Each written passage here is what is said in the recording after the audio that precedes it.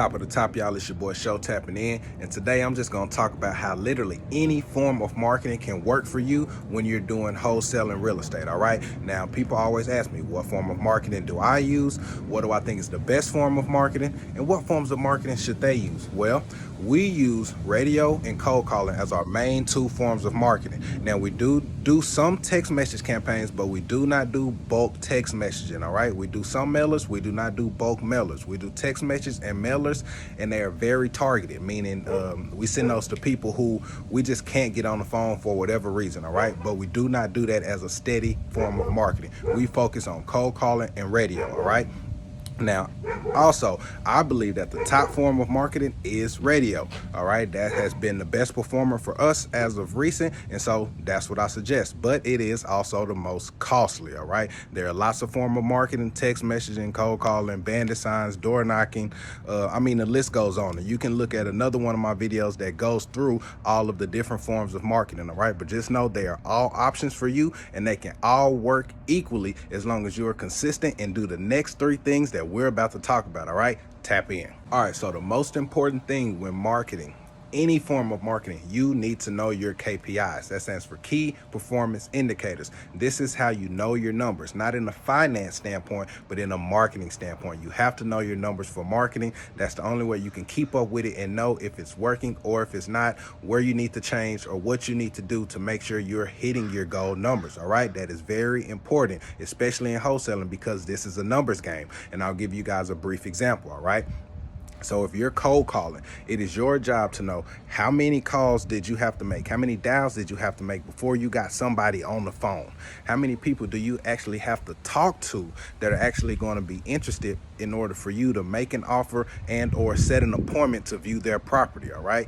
How many appointments do you have to go on before you actually get somebody to sign the contract? And how many signed contracts do you need before one actually crosses the finish line and closes at title? All right. Those are very important numbers that you need to know. And you get these numbers by tracking every call that you make, tracking every conversation that you have, every appointment you go on, or every offer that you make, every contract that you get locked up, and every deal that you close. All right.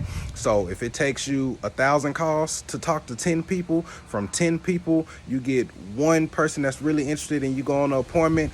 From that one person, you get one contract, and that contract doesn't close, so you have to do that all over again. Then that means you may have to talk to 2,000 people or make 2,000 dials before you get two contracts and one closes. Now, the numbers will vary depending on, the actions that you're taking. That is just an example for you guys. And once you have those numbers, you track those numbers, now you can go back and reverse engineer, and now I need to be making 2,000 dials a week so I can get one contract a week that can possibly be at 5,000 per deal, and then just kind of keep going from there and build that momentum from there. But you have to know your numbers, guys. As far as tracking your numbers, I'm going to put a brief screenshot of what our KPI tracking sheet looks like. And we just got it to where it's this advanced. We used to just write it down and keep up with it. But however you do it, Google Sheets, and that's what we use. We use Google Document in our Drive, and so it's really easy to track, guys. All you have to do is keep track with the action that you are making. All right, super simple. Nobody can control this but you guys. I'm going to put that brief screenshot here. The things that are in all red are the forms of marketing we don't do, but they are forms of marketing nevertheless, and so it could be an option for you guys. So that's number one. Track your KPIs. Know your numbers, guys. That's key.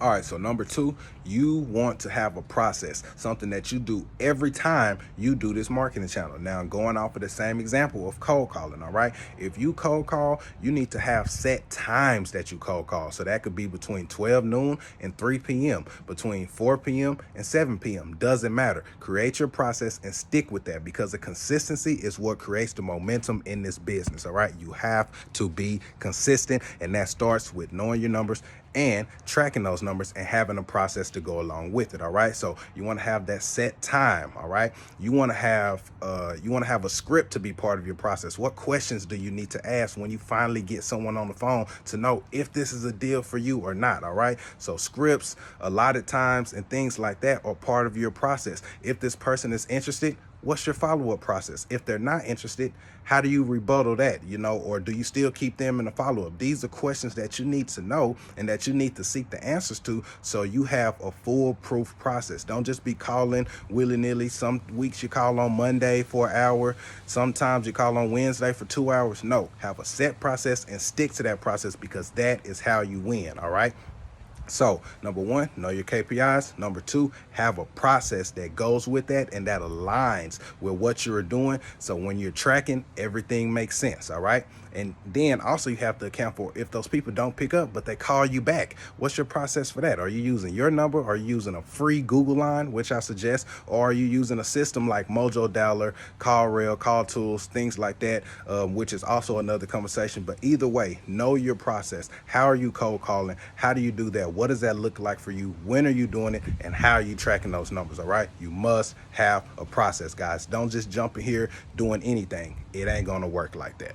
Let's go. All right. And the third and most important key in this lesson today here is you must be consistent. Whatever form of marketing you choose, I always suggest that you use 2 forms of marketing in case one isn't working, whatever 2 you choose. But whatever those forms of marketing are, be consistent. All right. You have to do this repetitively. You have to do it over and over. Every day you have to put in the time for this. I don't care if it's 1 hour to 5 hours. You must be consistent. All right. And that's literally the only way this game works. So when you're consistent, you have better chances of tracking your numbers and reverse engineering and knowing exactly what you need to do and exactly how much work and time you need to put in to get a deal. Do you need to put in more time? Do you need to cut back somewhere? Is this marketing channel even worth your time? Are you doing it right? You have to know these things, and you figure those out by keeping track of your numbers and having a process. All right. And then you can go to somebody and say, hey, cold calling isn't working for me. I've been doing this for 3 months. I've been making this many calls a day, talking to this many people, this and that. So like for me, for instance, if you come to me and say something isn't working, I need to know what isn't working. What are you doing? How much effort are you putting forward and things like that before I can, give you direction on how to correct those things. So it's very important that you be consistent no matter what form of marketing you are in. And that's really the number one thing in this whole conversation. Whatever you do, whatever form of marketing, however you do it, you must be consistent in what you do day after day after day. And the momentum in this business will take you to another level. All right. So there y'all have it, man. That's 3 keys y'all can take away and use towards any form of marketing in wholesaling real estate. There are tons of marketing ways that you can use. Pick 2, tap in, see if they work for you, track your numbers. If it's not working for you, switch it up, go another route, or even seek help. All right. We like to say collaboration over competition. It's a lot of competition out here. It's also a lot of people willing to collaborate with people who are putting the work in, being consistent, who have a process, and who know their numbers. All right. There y'all have it, man. Till the next time, tap in.